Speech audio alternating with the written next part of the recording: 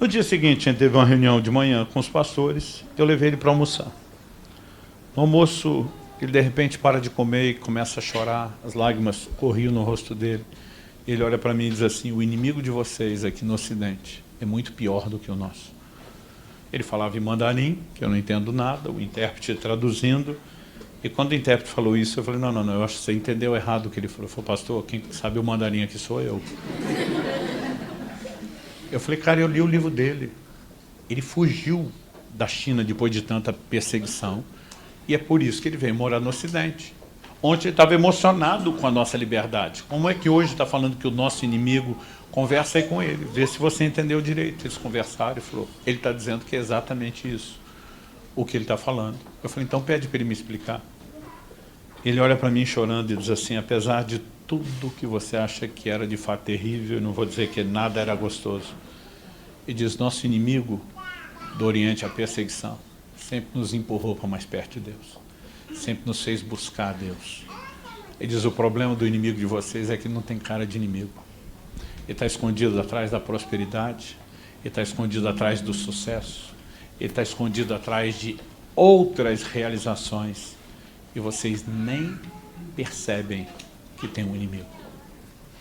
A única coisa que eu conseguia lembrar era uma frase de Stanley Jones. Ele foi missionário na Índia por muitos anos, talvez em torno de uns 50 anos. E como a Índia ainda tem muito contexto de perseguição, uma vez perguntaram para ele: o que você acha que é o maior inimigo do cristianismo hoje? É o anticristianismo, a perseguição? Ele falou: não, o anticristianismo não é o maior inimigo. Ele diz: o maior inimigo é o subcristianismo. Ele diz: onde existe anticristianismo, perseguição e cristãos de verdade, eles sempre são empurrados para Deus. Mas onde entra o subcristianismo, onde Deus começa a ser depreciado, onde ele apenas parece ser tão bom com muitas outras coisas boas como ele nos deu.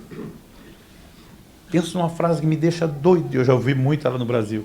Alguém fala assim: fulano é uma benção, só falta Jesus. Eu falo: falta tudo. Mas esse só falta Jesus é quase como se ele fosse só a cerejinha em cima do chantilly. E de alguma forma a gente tem sido roubado sem perceber, na ausência de valorizá-lo. Chegar a esse lugar onde nada mais importe não deveria ser um peso para mim ou para você.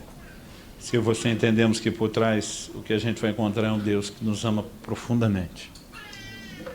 Tenta imaginar alguém que se importa tanto com o outro, que apesar de ver o outro indiferente, é como se ele dissesse: é ruim, que eu simplesmente vou assistir você se afastando sem lutar por isso.